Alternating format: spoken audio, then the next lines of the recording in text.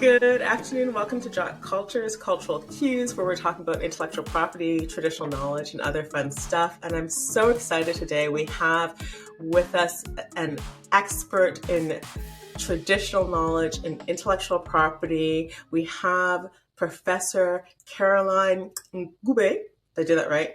I didn't do it right. Caroline Ncube. It's good. It's all good. The click is tricky.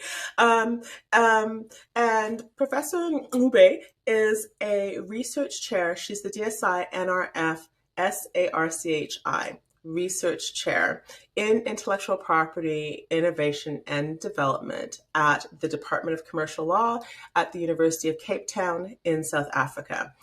She served as the head of the Department of Commercial Law from 2014 to 2016. She's been deputy dean.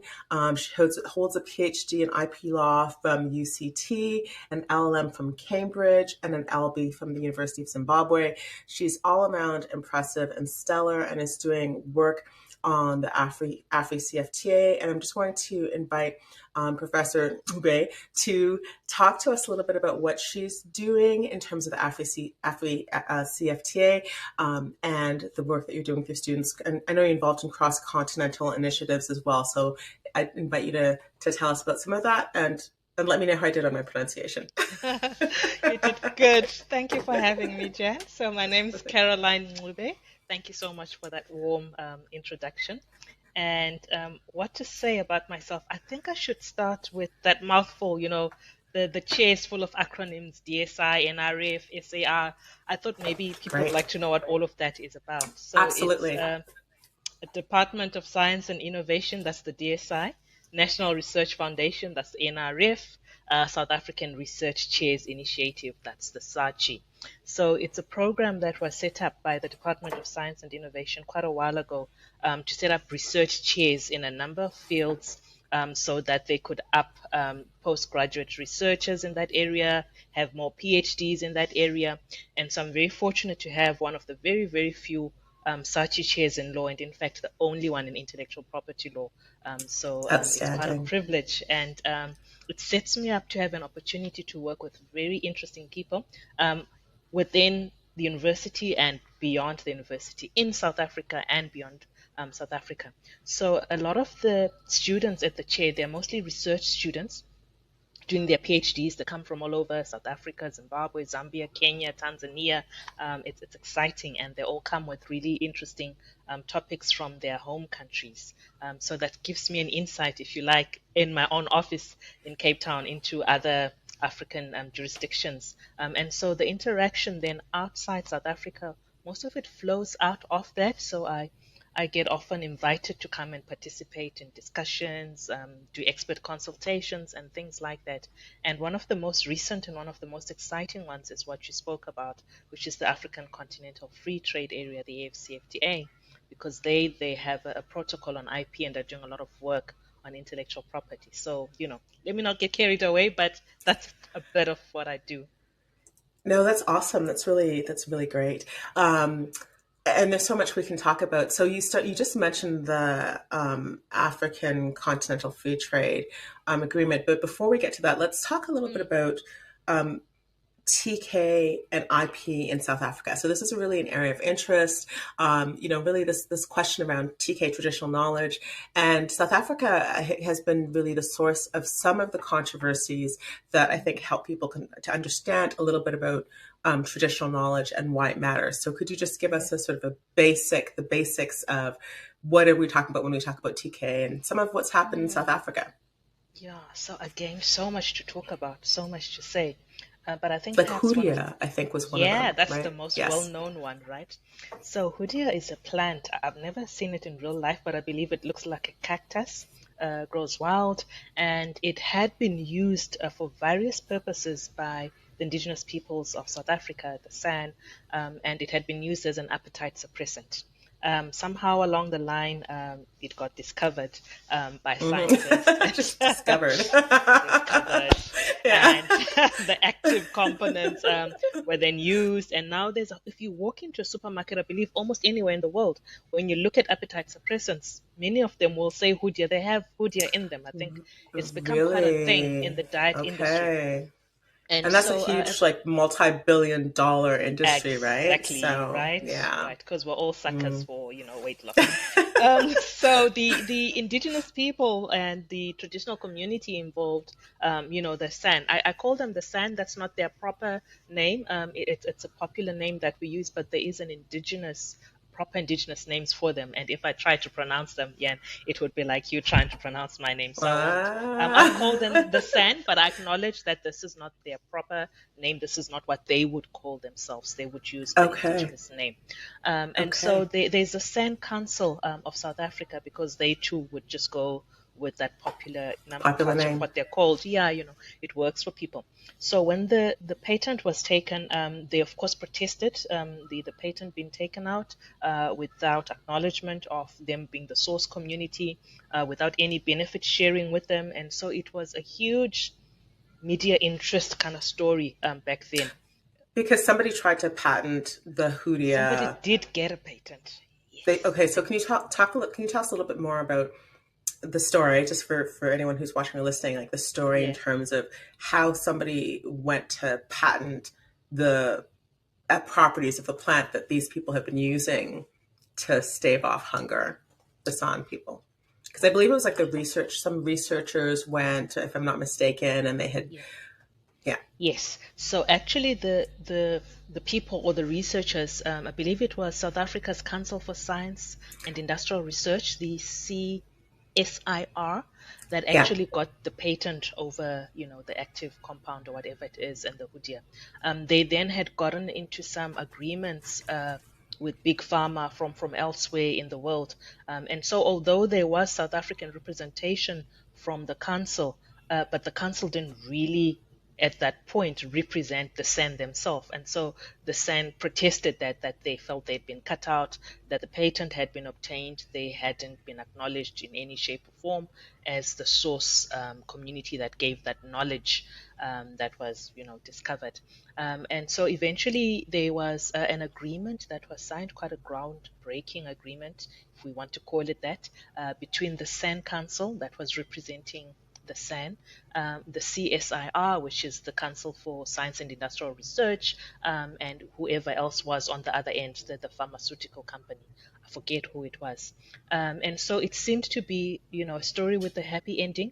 And all of this happened like in 2002, 2003. And so it gets hailed as a happy ending, an indigenous community, traditional community got their just reward. But I'm not so sure if that actually is the truth, because I'm not actually sure how much they got actually, like in rands and cents or in dollars, from the actual benefit sharing agreement. But lots of people have written about it, and Yes. yeah, so maybe later on when we do the podcast notes, maybe we can drop in some links to That's a great discussions of what idea. happened. Yeah. Absolutely. And I think it's the important thing with that too is that you have this community that provided the knowledge about the plant and said, this is, this is what we use to stop ourselves from getting hungry. And you could see how this is so valuable in terms of pharma, because people are always trying to lose weight. So you just think about the money that could be gained from them being able to extract and patent whatever properties.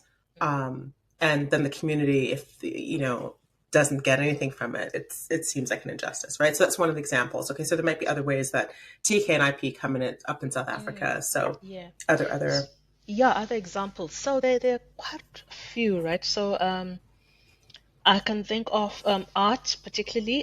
We've got a very popular, very well-known, very well-acclaimed Ndebele artist. Her name is Mam Esther Mahlang. She's very well-known. She does Ndebele paintings, and this is the kind of painting that you normally see on traditional huts. And she does it. I mean, she gets commissioned to do it. I know the one time she did a Mercedes-Benz, like a very beautiful one. And so that raises a lot of interesting questions about, so if a member of a traditional community becomes so skillful, so well known, so well acclaimed and she is almost, the poster child for that Mm. art. But actually, it comes from a traditional community, right? Uh-huh. And when Yes. you Okay. listen to some of her own interviews, I mean, she always acknowledges that she's part of a community. She's part of a community of a living people and, her ancestors. So she always acknowledges that. But then the question for me as an IP scholar is, but how does that work out? Like, who has got the IP rights? And if the benefit sharing comes, does she have to share with, her traditional community? What about the ancestors who've gone, who she says inspire her? So, really Yeah. interesting questions about what sparks creativity. And when a creative output is generated, who must be attributed as the artist? Is it the individual Mm-hmm. person?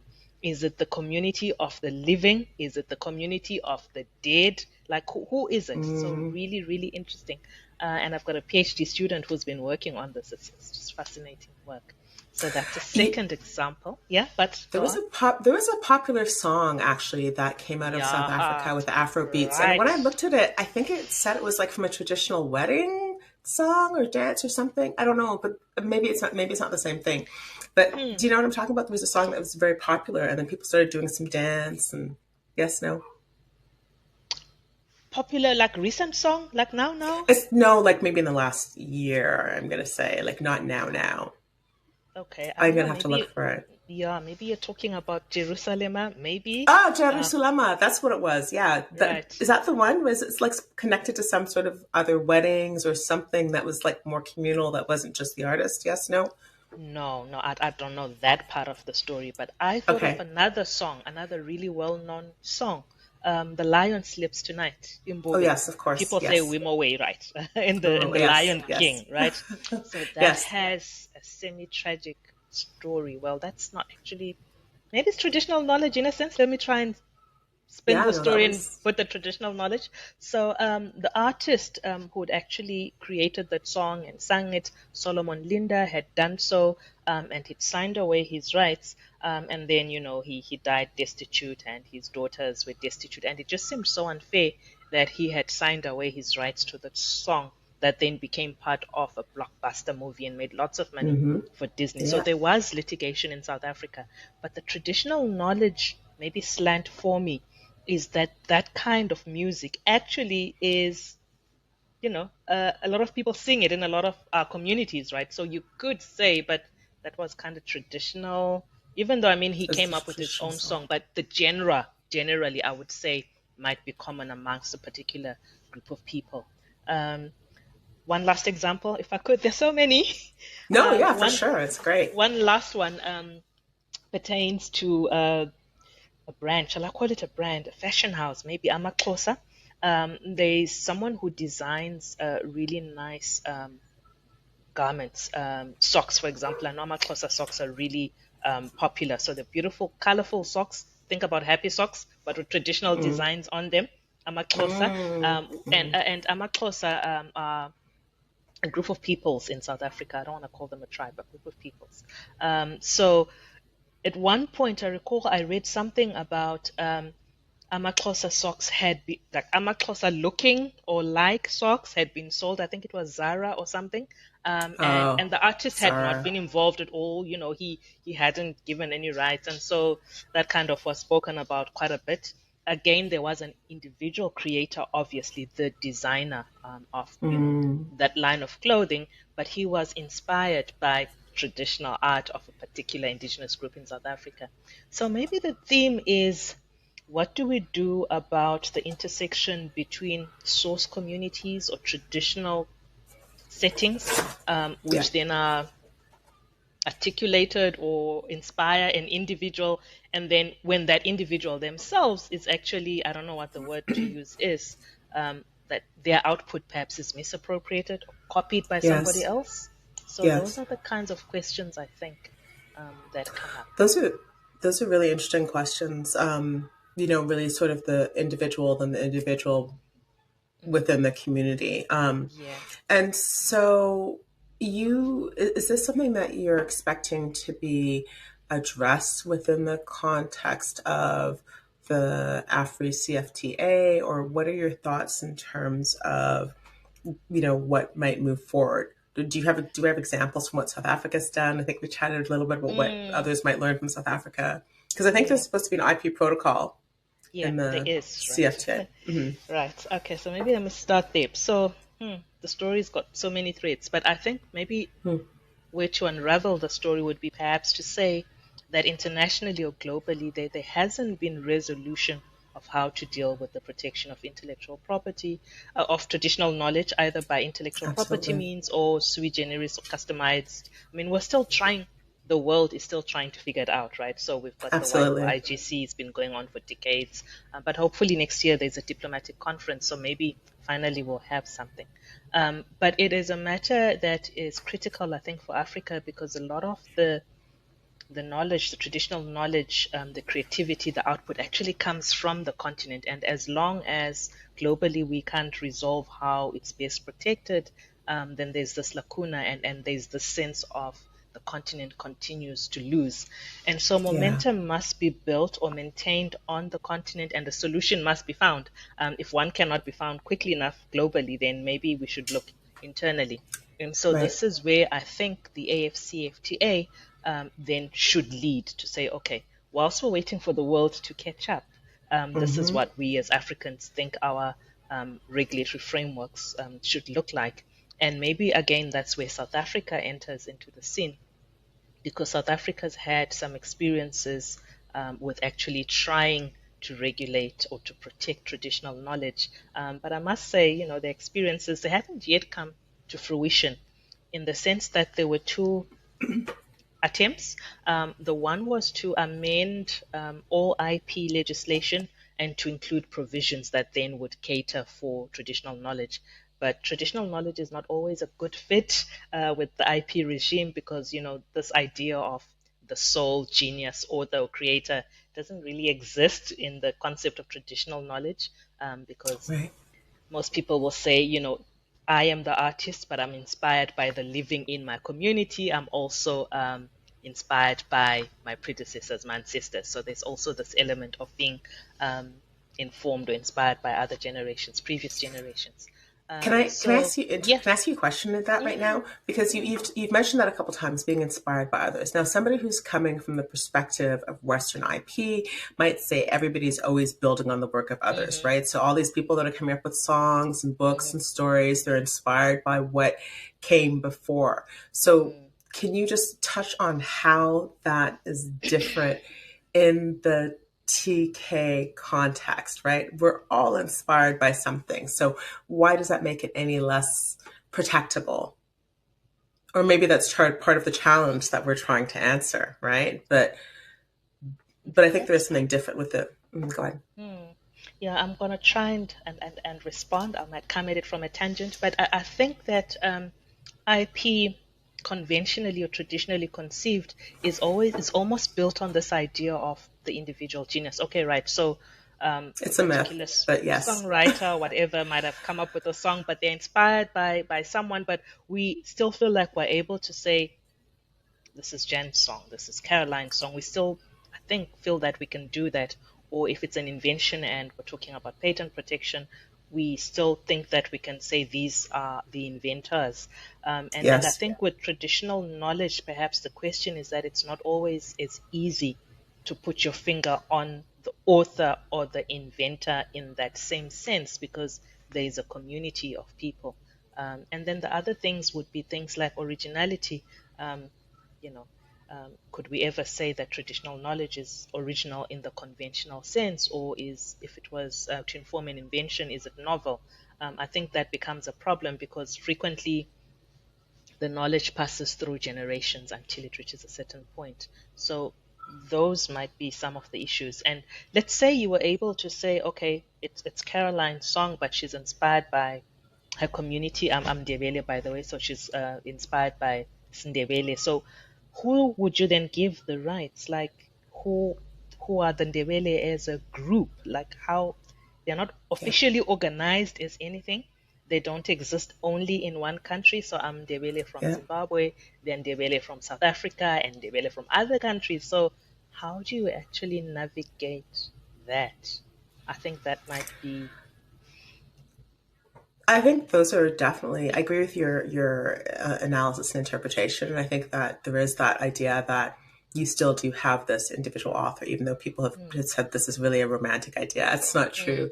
But the mm. question of the groups, is really interesting and challenging, and it's part of what I'm writing about right now. But it's not Mm. an easy thing, right? It's not Yeah, easy. It's not an easy question yeah, to answer for sure. But sorry, I just wanted to give you an opportunity to talk about that inspiration. But I'll let you continue. We're talking yeah, about yeah. the Right. continental free trade. Yeah, and what South Africa has done. So South Well, Africa South Africa's has, done.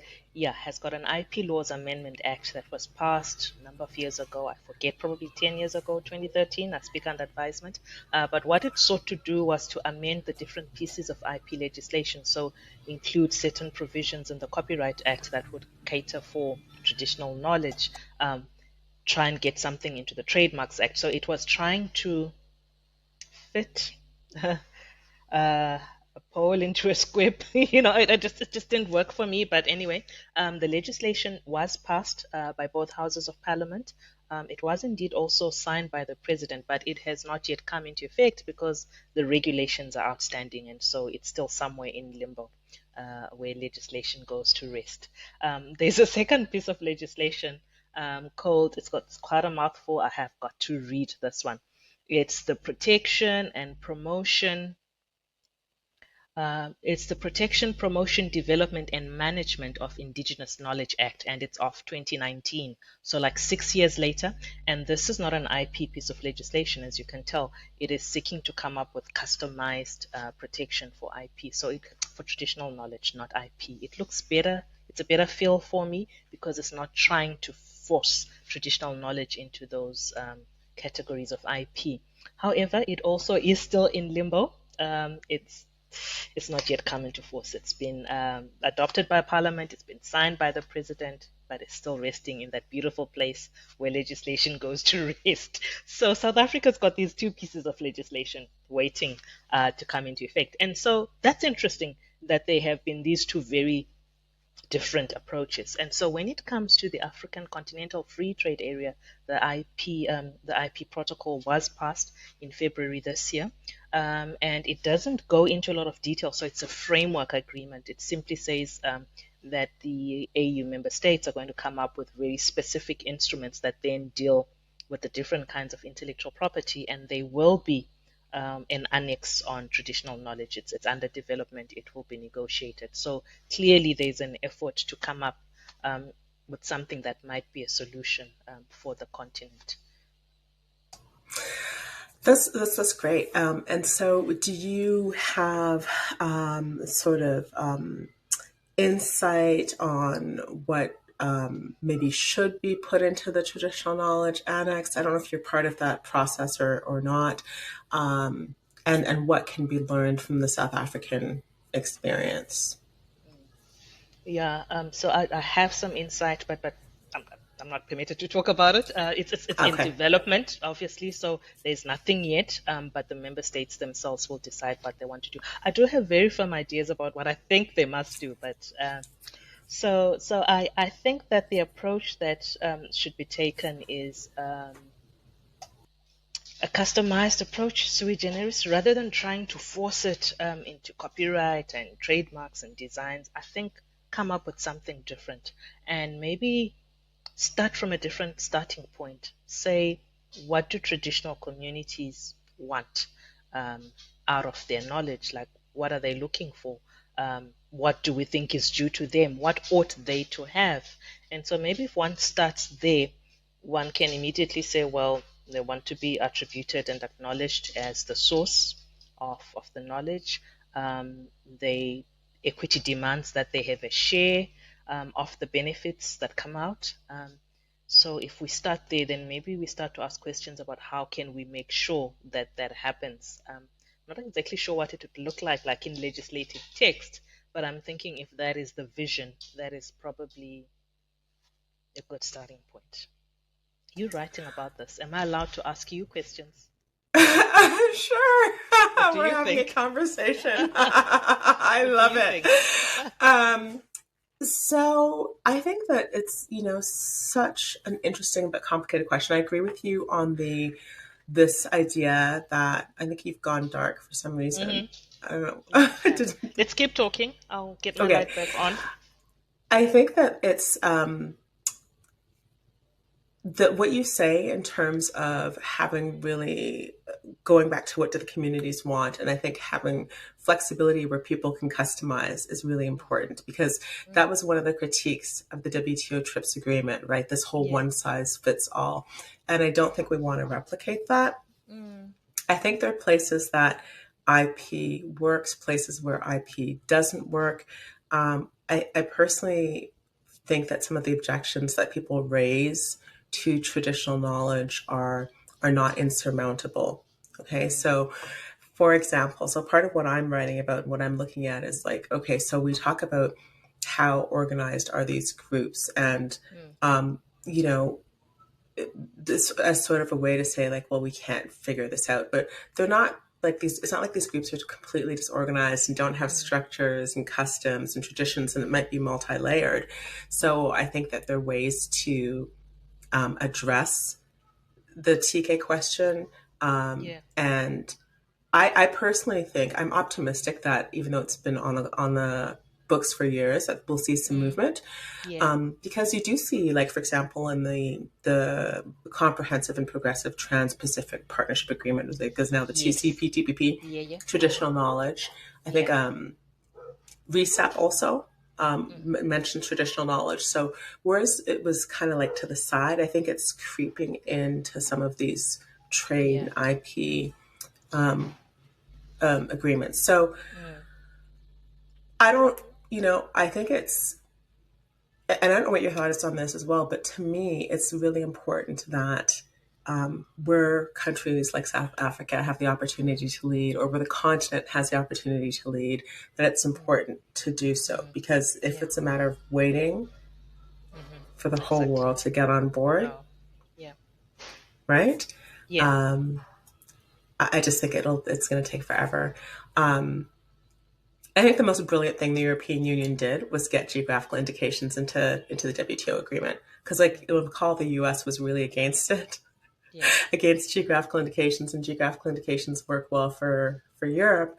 And they also have their own kind of traditional cultural Exactly. expressions that they're Yeah. interested in protecting. So I think that the more we also see that there it's Africa, but it's also Asia. It's, and Mm, even a lot of the sort of any Australia. traditional, Yeah. exactly, Australia, New Zealand. So really a lot of the world has these, South America, right? So a lot of the world Mm, has these issues to deal with, and I think we need yeah. to bring it to the forefront. That's my thought on it. So um, I'm writing more slowly than I should be, Yeah. but I'm writing. Yeah. Um, yeah, Yeah. Yeah. You're right. I that's mean, kind of my thought. And you're I'm right. curious why South Africa hasn't, like why. I mean, it's interesting that there was movement and then it just Mm, stalled. I don't, it's an yeah. interesting kind of Mm, development, yeah. right? Meanwhile, while South Africa is kind of in limbo, or we don't know when these laws are going to come into effect, other jurisdictions seem to be leaping ahead, relatively speaking, in comparison. So Zambia and Kenya have got, legislation that looks at the protection of traditional knowledge, and their approach is exactly what we are feeling, are putting across as perhaps an appropriate approach, like to take what works where. So when the sui generis works, you go with that. Where you are able to massage intellectual property to meet your needs, then you do. So yeah, there's some movement on the continent, outside South Africa, that I think would be useful for the AFCFTA as well. Hmm. Do you have a timeline of when you expect the traditional knowledge portion to know? You guys are still working on it. So, No, no. I'm hoping that it will be soon, but I don't actually have a timeline. yeah, okay.